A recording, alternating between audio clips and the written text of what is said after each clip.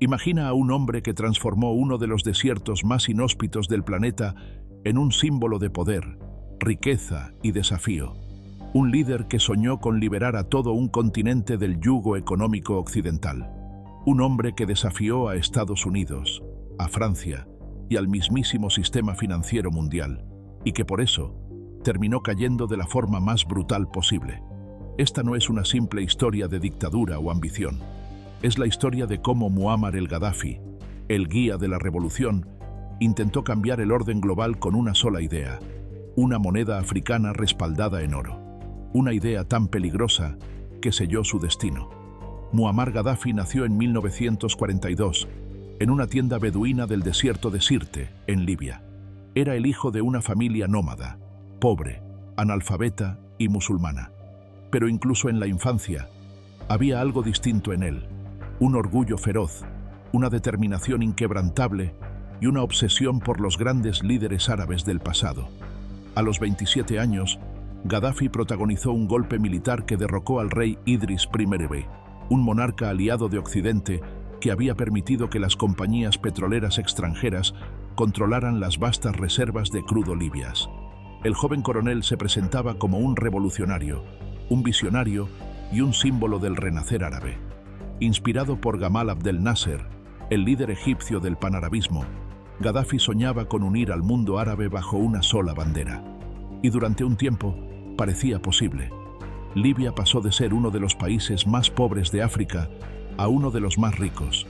En apenas una década, la nación multiplicó su PIB gracias al petróleo, nacionalizó sus recursos, expulsó las bases militares extranjeras y reinvirtió las ganancias en educación, vivienda y salud.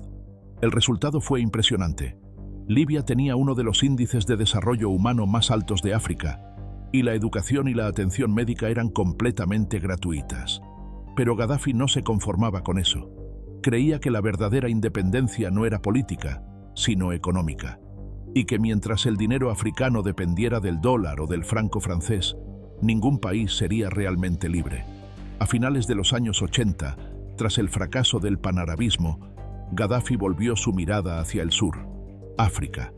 Para muchos fue un giro inesperado, pero para él era lógico. Decía que los árabes lo habían traicionado, que los europeos lo despreciaban y que los africanos eran su verdadera familia. Así nació su visión más ambiciosa: una África unida, fuerte y soberana, con su propia moneda, su propio banco central y su propia fuerza militar continental. En sus discursos, Gaddafi repetía una frase que se volvió célebre: el dinero es el arma más poderosa del imperialismo. Quien controla la moneda, controla el mundo. Y en su mente, había un plan claro para arrebatarle esa arma a Occidente. La idea era tan simple como revolucionaria: crear una moneda panafricana respaldada por las reservas de oro de Libia, el llamado dinar de oro. Con él, los países africanos podrían comerciar petróleo y recursos naturales sin usar dólares ni euros. Cada gramo de oro físico respaldaría la moneda, eliminando el control que los bancos occidentales tenían sobre las transacciones internacionales. En teoría, esto habría significado el fin de la dependencia africana del FMI y del Banco Mundial. Pero en la práctica, era una declaración de guerra al sistema financiero global. Libia, en ese momento, poseía 143 toneladas de oro y 143 toneladas de plata. Según cálculos del propio Fondo Monetario Internacional, eso era suficiente para respaldar una nueva moneda continental. Si Gaddafi lograba convencer a los grandes exportadores africanos de petróleo, como Nigeria y Angola, de adoptar el dinar, el dólar estadounidense perdería su dominio sobre el comercio energético africano. Y eso, para Estados Unidos, Francia y Reino Unido, era una amenaza existencial. A comienzos de los 2000, Gaddafi empezó a usar su influencia para promover el Banco Central Africano y el Fondo Monetario Africano, con sede en Nigeria y Camerún. Los gobiernos de Sudán, Zimbabue y Sudáfrica mostraron interés en el proyecto. Incluso se discutía la posibilidad de fijar el precio del petróleo africano en dinares de oro en lugar de dólares. Para el sistema de petrodólares, eso era un terremoto. Desde la década de 1970, el comercio mundial de crudo se había basado en el acuerdo entre Estados Unidos y Arabia Saudita. Todos los países debían comprar y vender petróleo en dólares. Esa política garantizaba la demanda global constante del dólar y permitía a Washington imprimir dinero sin respaldo real. Si África salía de ese sistema, el equilibrio financiero del mundo se tambalearía, y un coronel libio del desierto estaba a punto de hacerlo. Occidente nunca perdonó a Gaddafi por ser impredecible. En los años 70 había expulsado a las compañías petroleras extranjeras. En los 80 patrocinó movimientos revolucionarios y fue acusado de terrorismo. En 1986, Ronald Reagan ordenó bombardear Trípoli. Gaddafi sobrevivió, pero su hija adoptiva murió. Desde entonces, su relación con Estados Unidos se volvió una mezcla de desafío, paranoia y diplomacia estratégica. A principios del siglo XXI, sin embargo, Gaddafi pareció cambiar de tono. Renunció oficialmente a su programa de armas químicas, reabrió sus relaciones con Europa e incluso fue recibido en París por Nicolas Sarkozy, con alfombra roja. Occidente parecía dispuesto a perdonarlo. Pero lo que nadie sabía era que Gaddafi aún trabajaba en secreto en su dinar de oro africano, financiando reuniones y proyectos entre líderes del continente. Su sueño era una Unión Africana verdaderamente independiente, con el dinar de oro como base. Su error fue subestimar hasta qué punto ese sueño amenazaba los intereses de las potencias globales. A medida que Libia acumulaba oro y fortalecía sus lazos con países africanos, los servicios de inteligencia occidentales comenzaron a moverse. El Departamento de Estado estadounidense, según correos filtrados años después por Wikileaks, ya discutía el riesgo de un dinar de oro africano como un posible desafío al dólar y al euro. En uno de esos informes se leía: la iniciativa de Gaddafi de crear una moneda panafricana podría permitirle ofrecer a países francófonos una alternativa al franco CFA, debilitando la influencia francesa en África. El mismo documento señalaba la necesidad de neutralizar esa amenaza antes de que ganara tracción política. Y así, mientras Gaddafi hablaba de independencia africana, en Washington, París y Londres, ya se discutía su caída. Una caída que, cuando llegara, no sería económica ni diplomática, sino sangrienta. Y si esta historia ya te está intrigando, deja tu like y suscríbete para no perderte la siguiente parte, donde descubrirás cómo el sueño dorado de Gaddafi se convirtió en su sentencia de muerte. Cuando las revueltas comenzaron en Túnez a finales de 2010, nadie imaginaba que aquel fuego se extendería por todo el norte de África. La llamada Primavera Árabe nació como una chispa de esperanza, una rebelión contra la corrupción y los regímenes autoritarios. Pero en Libia, esa chispa se transformó en una tormenta perfectamente calculada. En menos de 2 meses, las protestas se convirtieron en una guerra civil, y la comunidad internacional, liderada por la OTAN, decidió intervenir. Lo que se presentó ante el mundo como una operación humanitaria para proteger a los civiles terminaría siendo el fin de uno de los proyectos más ambiciosos en la historia moderna de África. Detrás de los discursos sobre libertad y democracia se ocultaban intereses mucho más profundos. El 17 de marzo de 2011, el Consejo de Seguridad de la ONU aprobó la Resolución 1973, que autorizaba una zona de exclusión aérea sobre Libia. En cuestión de horas, cazas franceses, británicos y estadounidenses bombardearon posiciones del ejército libio. Oficialmente, la operación buscaba impedir que las tropas de Gaddafi atacaran a los rebeldes en Bengasi. Sin embargo, los objetivos pronto se extendieron más allá de la defensa civil. Las residencias personales del líder libio, sus convoyes y hasta los medios estatales fueron atacados sistemáticamente. El mensaje era claro: no se trataba de proteger a nadie, sino de derrocar al régimen. Gaddafi, consciente del peligro, hizo lo que mejor sabía hacer: desafiar. Desde un búnker en Trípoli, apareció en televisión vestido con su túnica marrón y su característico gorro, prometiendo luchar hasta la última gota de sangre. En sus discursos, acusaba a la OTAN de querer destruir Libia para robar su petróleo y detener su proyecto panafricano. Y aunque muchos lo tomaron como la típica retórica de un dictador en caída, había una parte de verdad que pocos quisieron ver. Los correos diplomáticos filtrados, después por Wikileaks, revelaron conversaciones internas entre funcionarios estadounidenses y europeos preocupados por el oro libio y el poder financiero creciente de Gadafi en África. Según uno de esos informes, el líder libio tenía almacenadas más de 143 toneladas de oro, una cantidad suficiente para respaldar el lanzamiento del dinar africano. Francia, en particular, veía esto como una amenaza directa. Quienes controlaban el franco CFA, la moneda utilizada por 14 países africanos vinculados al tesoro francés, sabían que una moneda panafricana basada en oro eliminaría su influencia económica sobre la región. En otras palabras, el proyecto de Gadafi no solo amenazaba al dólar estadounidense, sino también al sistema neocolonial francés. Mientras tanto, los medios occidentales construyeron un relato que presentaba a Gadafi como un tirano desquiciado, un monstruo dispuesto a masacrar a su propio pueblo. Las cadenas de televisión repetían imágenes de rebeldes celebrando en las calles y de aviones de la OTAN, salvando vidas, pero omitían las consecuencias reales. Miles de civiles muertos, ciudades reducidas a ruinas y un país que se desangraba entre facciones. En el caos, el ejército regular libio comenzó a desmoronarse. Muchos oficiales desertaron, otros fueron asesinados y el resto se replegó hacia el oeste para defender Trípoli. Gadafi, aún desafiante, viajó de ciudad en ciudad, moviéndose con su guardia personal, un grupo de mujeres entrenadas en combate que lo acompañaban desde hacía años. En público, seguía repitiendo que la intervención extranjera era un ataque contra África, no solo contra Libia. Quieren nuestra riqueza, nuestro petróleo y nuestro oro, decía, pero sobre todo, quieren destruir nuestra independencia. En Washington, Hillary Clinton, secretaria de Estado en ese momento, presionaba para intensificar la ofensiva. Francia, bajo Sarkozy, veía en la caída de Gadafi una oportunidad política. Libia era rica, tenía las mayores reservas de petróleo de África y, sobre todo, un líder que ya no obedecía las reglas del juego. Los ataques continuaron durante meses.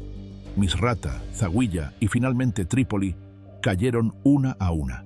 El 20 de octubre de 2011, el convoy en el que viajaba Gadafi fue bombardeado por un dron estadounidense y luego interceptado por milicianos en la ciudad de Sirte. Lo capturaron con vida, pero no por mucho tiempo. Las imágenes de su linchamiento recorrieron el mundo en cuestión de horas.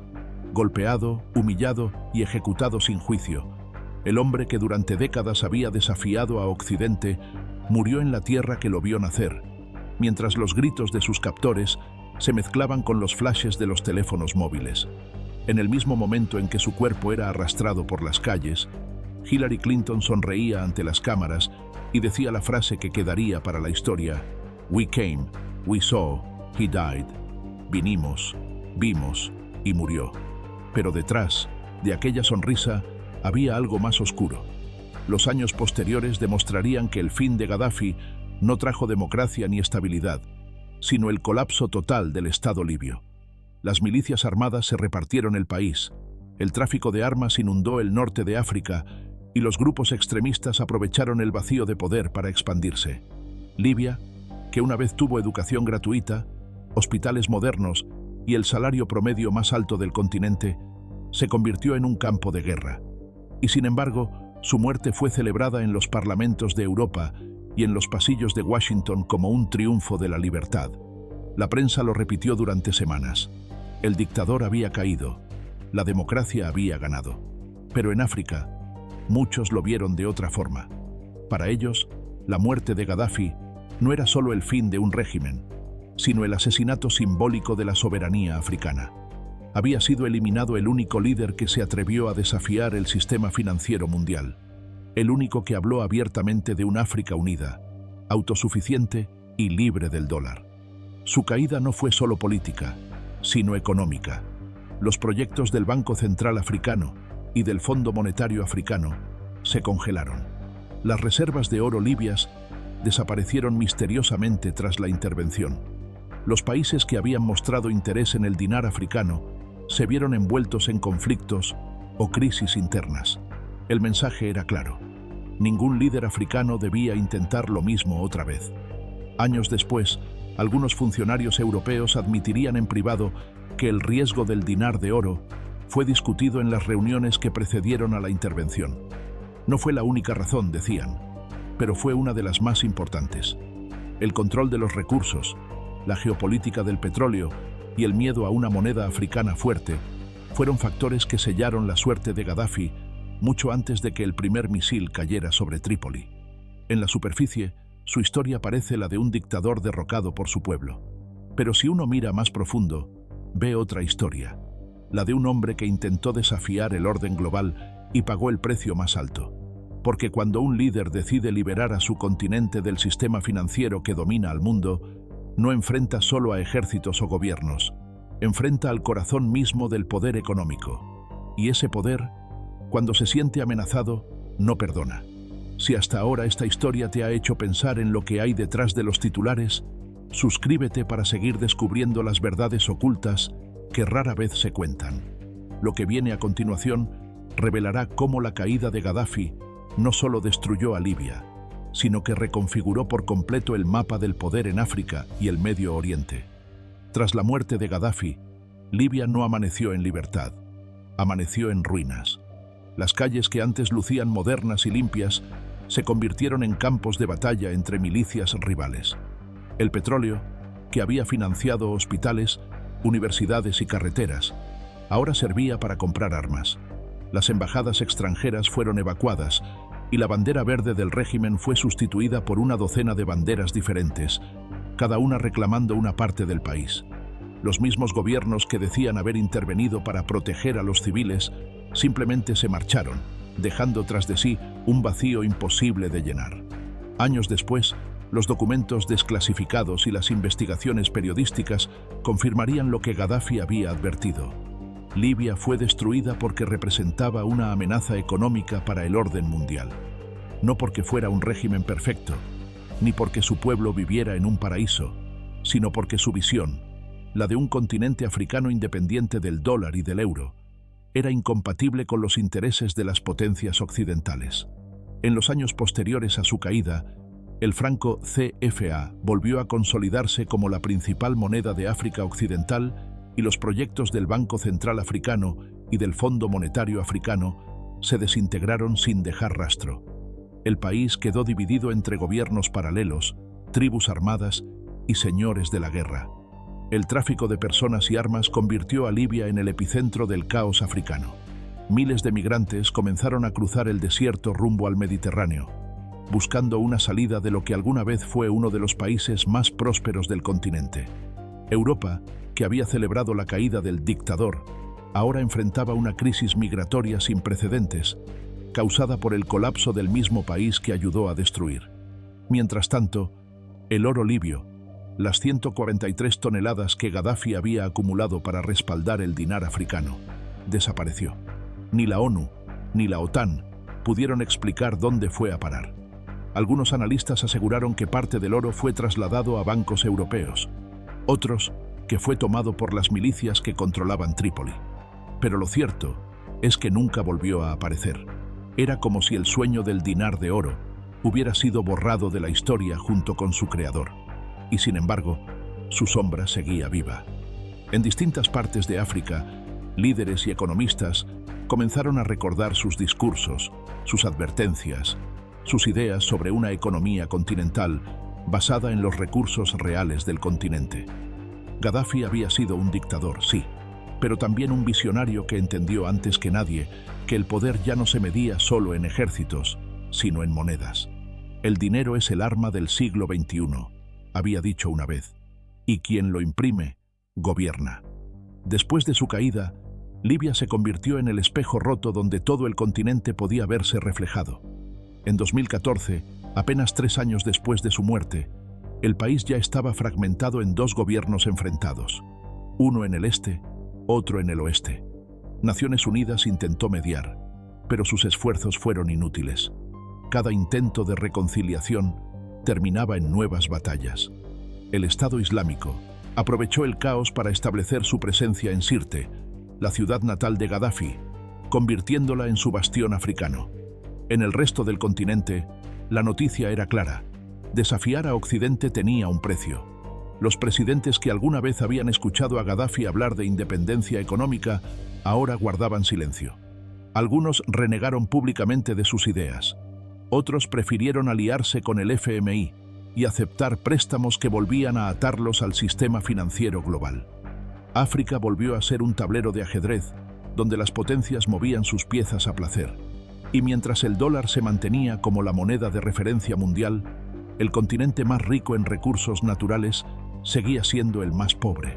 Las minas de oro, los pozos de petróleo, los campos de coltán, todo seguía fluyendo hacia Europa y Estados Unidos, mientras millones de africanos sobrevivían con menos de $2 al día.